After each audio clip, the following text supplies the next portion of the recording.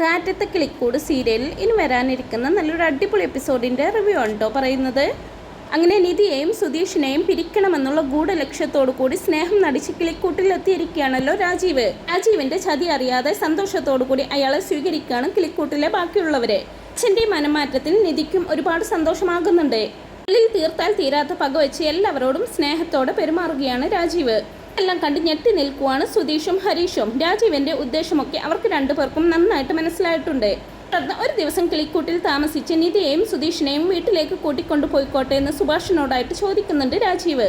സുഭാഷ് സന്തോഷത്തോടു കൂടി അതിന് സമ്മതിക്കുമ്പോൾ സുധീഷ് ഒഴിഞ്ഞു മാറാനായിട്ട് ശ്രമിക്കുകയാണ്.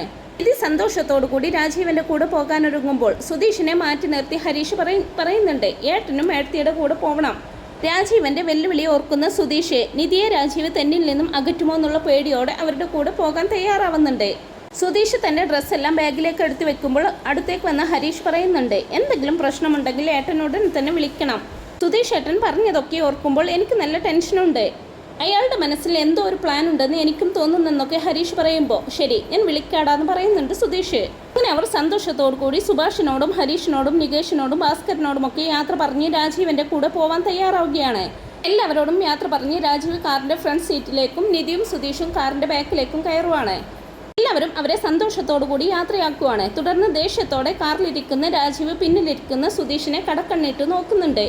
സുധീഷും രാജീവിനെ നോക്കുന്നുണ്ട്. നിധി പറയുന്നുണ്ട് അച്ഛനെല്ലാം ക്ഷമിച്ച് ഞങ്ങളുടെ വീട്ടിലേക്ക് വന്നില്ലേ, എനിക്ക് ഒരുപാട് സന്തോഷമായെന്നൊക്കെ പറയുന്നുണ്ട്. കുറച്ച് ദൂരം പോയതിന് ശേഷം രാജീവ് ഡ്രൈവറോട് വണ്ടി ഒരിടത്ത് ഒതുക്കാൻ പറയുന്നുണ്ട്. എന്നിട്ട് ഡ്രൈവറെ പറഞ്ഞു വിട്ടതിന് ശേഷം സുധീഷിനോട് വണ്ടി ഓടിക്കാൻ ആവശ്യപ്പെടുകയാണ്. അങ്ങനെ രാജീവ് നിധിയോടൊപ്പം പിൻ സീറ്റിലേക്ക് കയറുവാണ്. സുധീഷ് ഡ്രൈവറുടെ സീറ്റിലേക്കും കണ്ട് നിധി ചോദിക്കുന്നുണ്ട് അച്ഛാ എന്ത് പറ്റി, ഡ്രൈവർ ഉണ്ടായിരുന്നല്ലോ, പിന്നെന്തിനാ സുധീഷിനോട് വണ്ടി ഓടിക്കാൻ പറഞ്ഞത്? പിന്നെ മോളെ നമ്മൾ നമ്മുടെ ഫാമിലി കാര്യങ്ങളൊക്കെ പറയുന്നില്ലേ, അത് പറയുമ്പോൾ ഡ്രൈവർ ഉണ്ടാകുന്നത് ശരിയല്ലല്ലോ. നമുക്ക് നമ്മുടെ കാര്യങ്ങളൊക്കെ സംസാരിച്ച് സന്തോഷത്തോടു കൂടി പോകണമെങ്കിൽ ഡ്രൈവർ ഉണ്ടായാൽ ശരിയാവില്ല. അതുകൊണ്ട് ഞാൻ ഡ്രൈവറോട് ബസ്സിന് വീട്ടിലേക്ക് വരാൻ പറഞ്ഞു. നമുക്ക് ആരെയും പേടിക്കാതെ എന്ത് വേണമെങ്കിലും സംസാരിക്കാലോ. അത് മാത്രമല്ല സുധീഷ് നന്നായിട്ട് വണ്ടി ഓടിക്കും. ഇവയിലൂടെ മോളെയും കൂട്ടി വണ്ടിയിൽ പറന്നതല്ലേ, അതുകൊണ്ട് സുധീഷ് തന്നെ വണ്ടി ഓടിക്കട്ടെ എന്നൊക്കെ പറയുമ്പോൾ നിധിയും സുധീഷും പരസ്പരം മുഖത്തോട് മുഖം നോക്കുവാണ്. രാജീവും സുധീഷിനെ ശ്രദ്ധിക്കുന്നുണ്ട്. അച്ഛാന്നും വിളിച്ച് നിധി രാജീവിന്റെ കയ്യിൽ പിടിക്കുവാണ്. അധികം താമസിയാതെ നിധിയെയും സുധീഷിനെയും കൊണ്ട് രാജീവ് വീട്ടിലെത്തുന്നുണ്ട്. സന്തോഷത്തോടു കൂടി നിധിയുടെ അരികിൽ വന്ന് അവളെ കെട്ടിപ്പിടിക്കുവാണ് സാന്ദ്രയും ഹേമയുമെല്ലാം. അരുണും സ്നേഹത്തോടു കൂടി നിധിയെ ചേർത്ത് പിടിക്കുന്നുണ്ട്.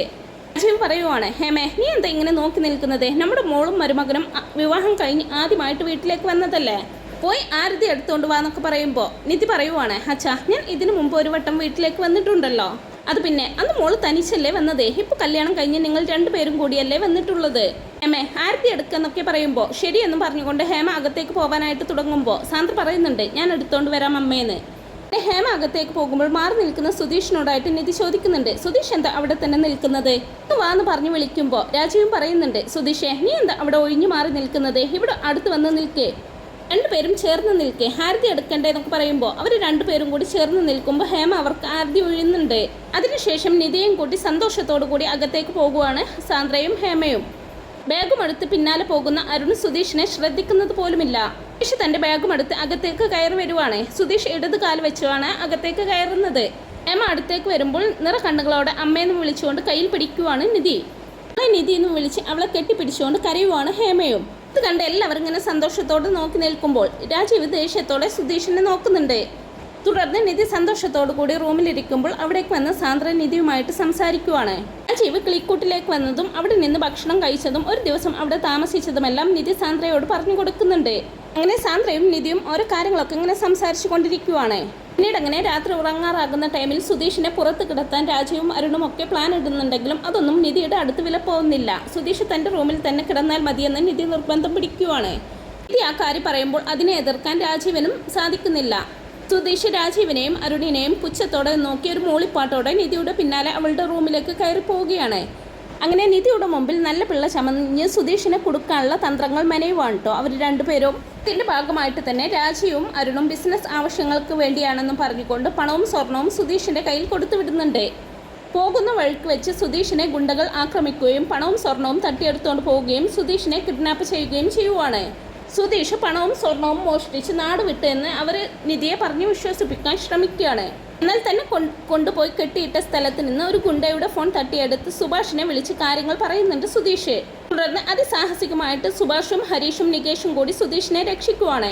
അവരൊരു ഗുണ്ടയെ എടുത്തിട്ട് പെരുമാറി ചോദ്യം ചെയ്യുമ്പോൾ ഇതിന്റെ എല്ലാം പിന്നിൽ രാജീവും അരുണുമാണെന്ന് അവർക്ക് മനസ്സിലാവുന്നുണ്ട്. പിന്നീട് പിറ്റേന്ന് രാവിലെ രാജീവിനെയും അരുണിനെയും ഞെട്ടിച്ചുകൊണ്ട് മടങ്ങിയെത്തുവാണ് സുധീഷ്.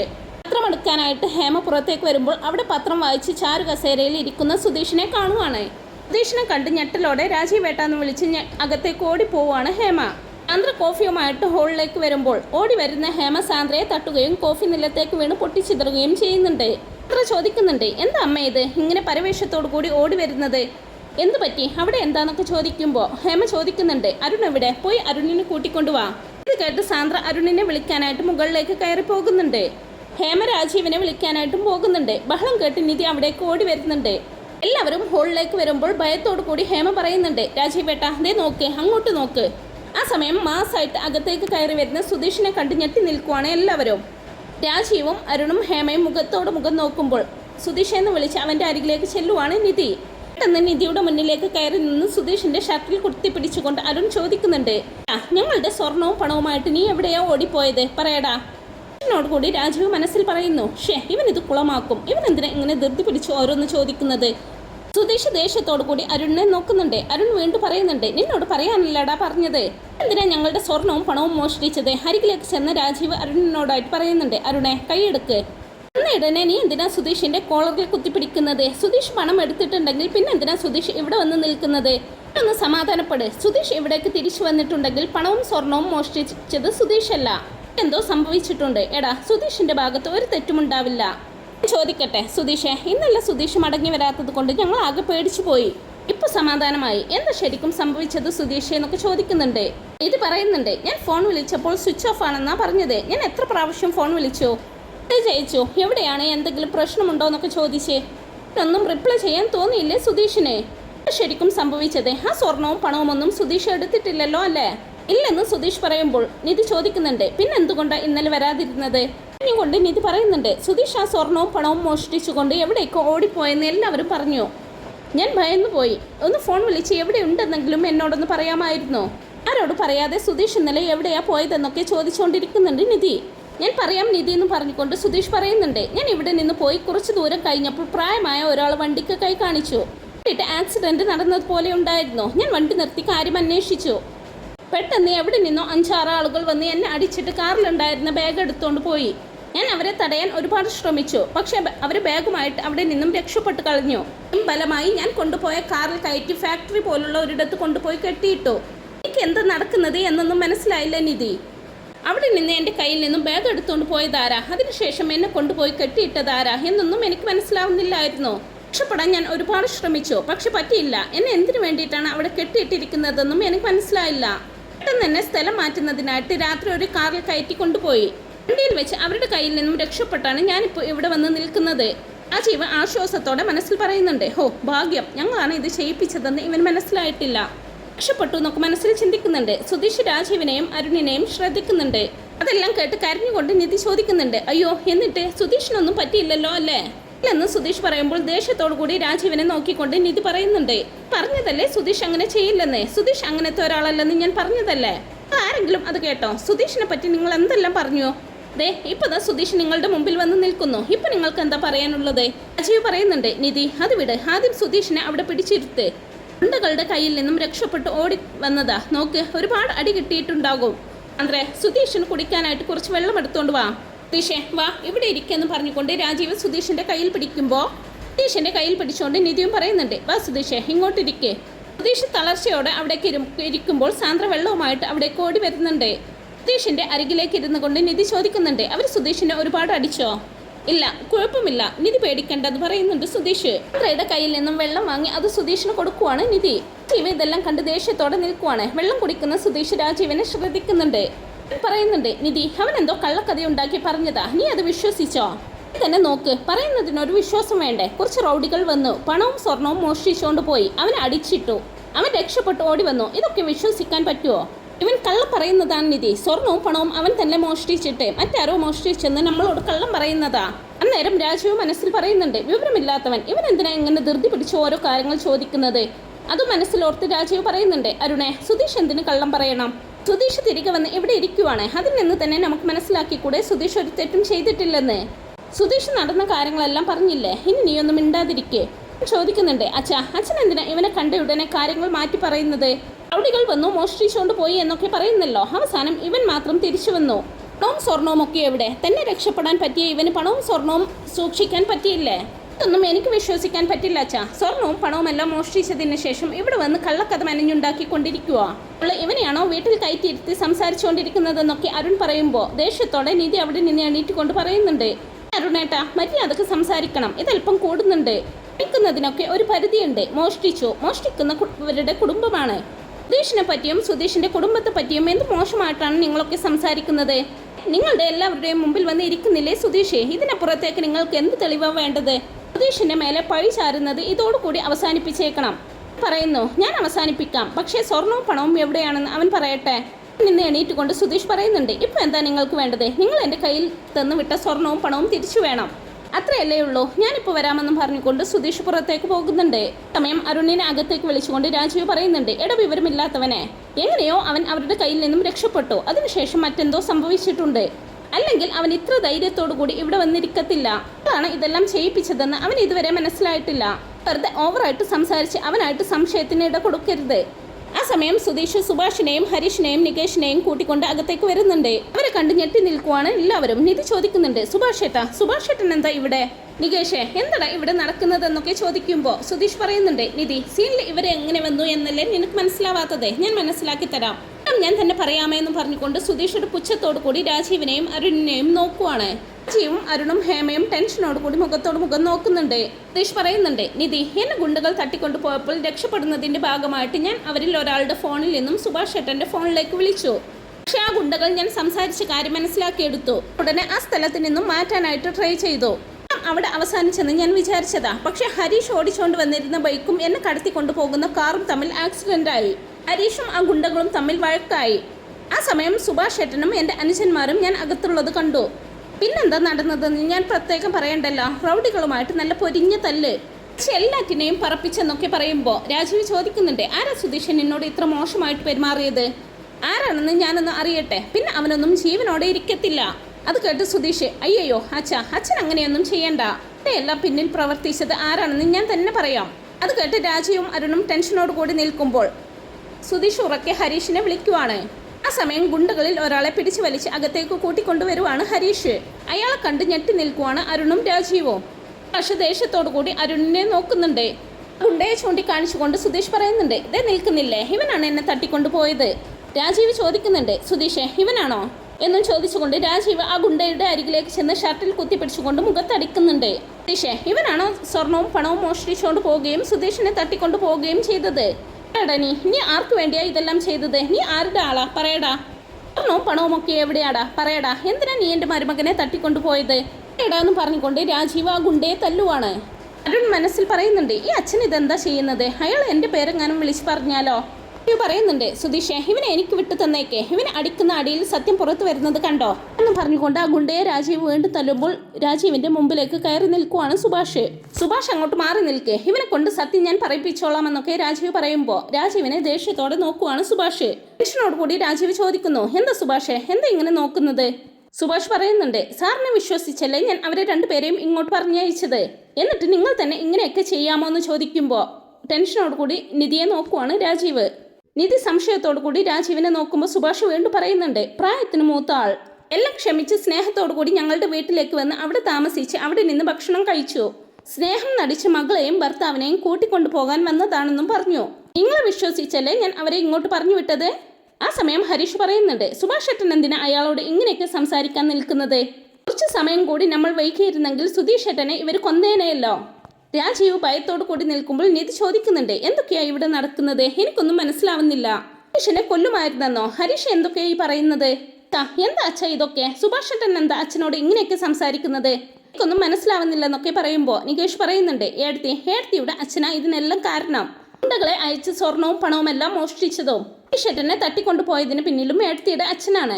വിശ്വസിക്കാനാകാതെ ഞെട്ടലോടെ രാജീവിനെ ഒന്ന് നോക്കിയിട്ട് നിധി ചോദിക്കുന്നുണ്ട്, അച്ഛനോ? അതെ ഏടത്തി, സുധീഷേട്ടനെ ഏടത്തിയുടെ ജീവിതത്തിൽ നിന്നും ഒഴിവാക്കണം.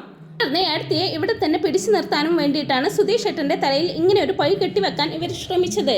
എന്നിട്ടിപ്പോൾ പിടിക്കപ്പെട്ടപ്പോൾ കിടന്ന് ഉരുണ്ട് കളിക്കുക. ആ ആക്സിഡന്റ് നടന്നില്ലായിരുന്നെങ്കിൽ സുധീഷ് ഏട്ടന്റെ അവസ്ഥ എന്തായിരുന്നെന്ന് ഒന്ന് ആലോചിച്ചു നോക്കിക്കേ. സുധീഷ് ഏട്ടനെ ആർക്കും ജീവനോട് കാണാൻ കൂടി പറ്റില്ലായിരുന്നു. ആ ആക്സിഡന്റ് നടന്നത് കൊണ്ടാണ് സുധീഷ് ഏട്ടനെ ഞങ്ങൾക്ക് കിട്ടിയത്. ദേഷ്യത്തോടു കൂടി രാജീവിനോട് നിധി ചോദിക്കുന്നുണ്ട്, ഇവർ പറഞ്ഞതെല്ലാം സത്യാണോ? അച്ഛന്റെ കൂടെ തന്നെ ഉണ്ടാകാൻ വേണ്ടിയിട്ടാണോ ഇങ്ങനെയെല്ലാം ചെയ്തത്? അച്ഛാ, രാജീവ് പറയുന്നു, നിധി അങ്ങനെയൊന്നുമല്ല മോളെ, എല്ലാവരും കള്ളം പറയുവാണ്. അച്ഛൻ എങ്ങനെയൊക്കെ ചെയ്യുവോ? നീ അച്ഛനെ ഇത്രയൊക്കെ മനസ്സിലാക്കിയിട്ടുള്ളൂ എന്നൊക്കെ ചോദിക്കുമ്പോൾ സുധീഷ് ചോദിക്കുന്നുണ്ട്, ഓഹോ പിന്നെന്തിനാണ് സാർ കാറിൽ വെച്ച് എന്നെ വെല്ലുവിളിച്ചത്? ഇത് കേട്ട് രാജീവ് ഞെട്ടി നിൽക്കുമ്പോൾ നിധി സംശയത്തോടു കൂടി രാജീവിനെ നോക്കുന്നുണ്ട്. നിധി ചോദിക്കുന്നുണ്ട്, വെല്ലുവിളിച്ചെന്നോ? അപ്പോൾ സുധീഷ് പറയുന്നുണ്ട്, പറയട്ടെ. അച്ഛനോട് കൂടി വേണ്ട എന്ന് രാജീവ് പറയുമ്പോൾ സുധീഷ് വീണ്ടും പറയുന്നുണ്ട്, നിങ്ങൾ എന്നെ വെറുതെ ഒന്നുമല്ല ഇങ്ങോട്ട് കൂട്ടിക്കൊണ്ടുവന്നതെന്ന് എനിക്കറിയാമായിരുന്നു. പക്ഷെ ഇങ്ങനെ ഒരു പഴി എൻ്റെ മേൽ കെട്ടിവെച്ച് എന്നെ കൊല്ലാൻ ശ്രമിക്കുമെന്നൊന്നും ഞാൻ വിചാരിച്ചതേയില്ല. രാജീവ് പറയുന്നു, നിധി ഇവൻ പറയുന്നതൊന്നും വിശ്വസിക്കരുത്. നിന്നെ നമ്മുടെ കുടുംബത്തിൽ നിന്നും അകറ്റാനാണ് ഇവരൊക്കെ ശ്രമിക്കുന്നത്. ഇവനെ വിശ്വസിക്കരുത് നിധി. നീ അകത്ത് പോ, ഞാൻ ഇവന്മാരുടെ കാര്യം നോക്കിക്കൊള്ളാം. ആദ്യം ഇവളെ അകത്തേക്ക് കൂട്ടിക്കൊണ്ടു പോന്നൊക്കെ പറയുമ്പോൾ ഹേമ വന്ന് നിധിയുടെ കയ്യിൽ പിടിച്ചുകൊണ്ട്, അച്ഛൻ സംസാരിക്കാമെന്ന് പറഞ്ഞില്ലേ, വാ ഇനി എല്ലാ കാര്യങ്ങളും അച്ഛൻ നോക്കിക്കോളും, നമുക്ക് അകത്തേക്ക് പോകാമെന്നൊക്കെ പറഞ്ഞ് ഹേമ അവളെ വിളിക്കുന്നുണ്ടെങ്കിലും നിധി അകത്ത് പോകാൻ കൂട്ടാക്കുന്നില്ല. അത് കണ്ട് രാജീവ് അരുണിനോടായിട്ട്, അരുണെ നീ നിധിയെയും കൂട്ടി അകത്ത് പോ. നിധിയുടെ കയ്യിൽ കയറി പിടിച്ചുകൊണ്ട് അരുൺ പറയുന്നുണ്ട്, നിധി നീ അകത്ത് വാ, അച്ഛൻ നോക്കിക്കൊള്ളാമെന്ന് പറഞ്ഞില്ലേ, അകത്ത് വാ നിധി, അതിനെക്കുറിച്ച് നമുക്ക് പിന്നീട് സംസാരിക്കാം വാന്ന് പറഞ്ഞ് അരുണും ഹേമയും നിധിയുടെ കയ്യിൽ പിടിച്ചു വലിക്കുമ്പോൾ രണ്ടുപേരുടെയും കൈ തട്ടി മാറ്റി ദേഷ്യത്തോടു കൂടി നിധി പറയുന്നുണ്ട്, എന്നെ വിട്. അവരും ഞെട്ടലോടെ നിധിയെ നോക്കുമ്പോൾ അവരുടെ നേരെ വിരൽ ചൂണ്ടിക്കൊണ്ട് നിധി പറയുന്നുണ്ട്, ആരെങ്കിലും എൻ്റെ ദേഹത്ത് കൈ വെച്ചിട്ടുണ്ടെങ്കിൽ എന്നൊക്കെ പറയുമ്പോൾ രാജീവ് പറയുന്നുണ്ട്, നിധി ഞാൻ പറയുന്നതൊന്ന് കേൾക്ക്, ഇവനെ വിശ്വസിക്കരുത്, അച്ഛനല്ലേ പറയുന്നത്, എന്താ മോളെ ഞാൻ പറയുന്നതൊന്ന് കേൾക്ക് എന്നെല്ലാം പറഞ്ഞുകൊണ്ട് രാജീവൻ നിധിയുടെ തോളിലേക്ക് കൈവെക്കുമ്പോൾ ദേഷ്യത്തോടെ രാജീവിനെ തള്ളി മാറ്റുവാണ് നിധി. ഇതിലൂടെ രാജീവൻ നിധിയെ വിളിക്കുമ്പോൾ ഹേമയും അരുണും സാന്ദ്രയും എല്ലാം ഞെട്ടലോടെ നിൽക്കുവാണ്. നിധി ചോദിക്കുന്നുണ്ട്, അച്ഛൻ സുധീഷിനെ വെല്ലുവിളിച്ചായിരുന്നോ? സുധീഷ് പറയുന്നുണ്ട്, അന്ന് നിധിയുടെ അച്ഛൻ എൻ്റെ കാറിൽ കയറി എന്ന് പറഞ്ഞില്ലേ, അന്ന് എന്നെ നിധിയുടെ അച്ഛൻ വെല്ലുവിളിച്ചു. ഒരാഴ്ചക്കുള്ളിൽ നിധി എന്നെ ഉപേക്ഷിച്ച് തിരികെ എത്തുമെന്ന്. പിന്നീട് രാജീവ് കളിക്കൂട്ടിലെത്തിയതും അവിടെ നിന്ന് സുധീഷിനെ മാറ്റി നിർത്തി സംസാരിച്ചതും പിന്നീട് രാജീവിനൊപ്പം നിധിയെയും സുധീഷിനെയും ആ വീട്ടിലേക്ക് കൊണ്ടുവന്നതും അവിടെ വെച്ചുണ്ടായ സംഭവങ്ങളെല്ലാം സുധീഷ് പറയുന്നുണ്ട്. അന്ന് സുധീഷ് വീണ്ടും പറയുന്നുണ്ട്, ഇവിടെ വെച്ച് നിധി കാണാതെ ഇവരെന്നെ ഒരുപാട് അപമാനിച്ചു. പക്ഷെ ഞാൻ അതൊന്നും കാര്യമാക്കിയില്ല. എന്തുകൊണ്ടാണെന്നറിയോ? നിധിയുടെ കുടുംബത്തോടൊപ്പം സന്തോഷമായിട്ട് ഇരിക്കുന്നത് കണ്ടതുകൊണ്ട്. ആ ഒരൊറ്റ കാരണം കൊണ്ടാണ് ഞാൻ നിധിയോട് ഒന്നും പറയാതിരുന്നത്. പിന്നെ പണവും സ്വർണവും കൊണ്ട് എന്നോട് പോകാൻ പറഞ്ഞപ്പോൾ എന്തോ എമർജൻസി ആയതുകൊണ്ടായിരിക്കും എന്നെ ഏൽപ്പിച്ചത് എന്നാണ് ഞാൻ വിചാരിച്ചിരുന്നത്. പക്ഷെ നിധിയുടെ അച്ഛനും ഏട്ടനും എന്നെ ട്രാപ്പ് ചെയ്യാൻ പോവുകയാണെന്ന് എനിക്ക് സത്യമായിട്ടും അറിയില്ലായിരുന്നു. ലക്ഷ്യത്തോടുകൂടി രാജീവ് പറയുന്നുണ്ട്, എടാ നിർത്തടാ നിധി, ഇവനെ വിശ്വസിക്കരുത്. നിനക്കാരാ? നിന്റെ ജീവിതത്തിലേക്ക് ഇപ്പോൾ വന്നവൻ.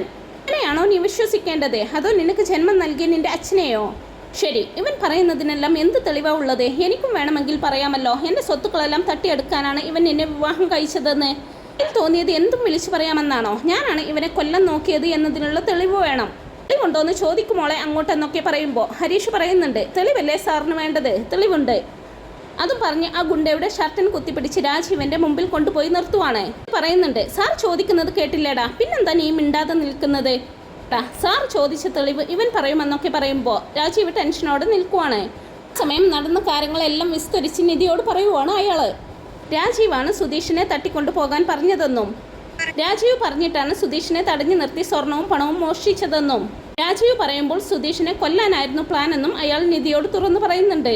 എല്ലാം കേട്ട് ഞെട്ടി ദേഷ്യത്തോടു കൂടി രാജീവിനെ നോക്കുവാണ് നിധി. സുധീഷ് പറയുന്നുണ്ട്, ഞങ്ങൾ അടിച്ച അടിയിൽ ഇവന്റെ കൂടെയുള്ള കൂട്ടാളികളെല്ലാം ഓടിപ്പോയി. ഇവനെ ഞങ്ങളുടെ കയ്യിൽ കിട്ടി. ഇവനെ കിട്ടിയില്ലായിരുന്നെങ്കിൽ ഞാൻ ഈ പറഞ്ഞതെല്ലാം നാടകം കളിക്കുവാണെന്നും പറഞ്ഞുകൊണ്ട് നിധിയുടെ അച്ഛൻ ഇവിടെ വലിയൊരു നാടകം തന്നെ നടത്തിയേനെ. രാജീവ് പറയുന്നുണ്ട്, നിധി ഞാൻ പറയുന്നത് ദയവ് ചെയ്ത് വിശ്വസിക്കണം. രാജീവിനെ തടഞ്ഞുകൊണ്ട് നിധി പറയുന്നുണ്ട്, മതി, നിങ്ങളൊരു മനുഷ്യനാണോ? ഇങ്ങനെയുള്ളൊരു കാര്യം നിങ്ങൾക്ക് ചെയ്യാൻ തോന്നി? നിങ്ങളെയൊക്കെ ഞാൻ എന്തുമാത്രം വിശ്വസിച്ചതാ. എൻ്റെ ഉള്ളിൽ അച്ഛനോടുണ്ടായിരുന്ന ഒരു തരിമ്പ് സ്നേഹം പോലും മാഞ്ഞുപോയി. അച്ഛൻ സുധീഷിൻ്റെ വീട്ടിലേക്ക് വന്നപ്പോൾ ഞാൻ എന്തുമാത്രം സന്തോഷിച്ചെന്നറിയുമോ?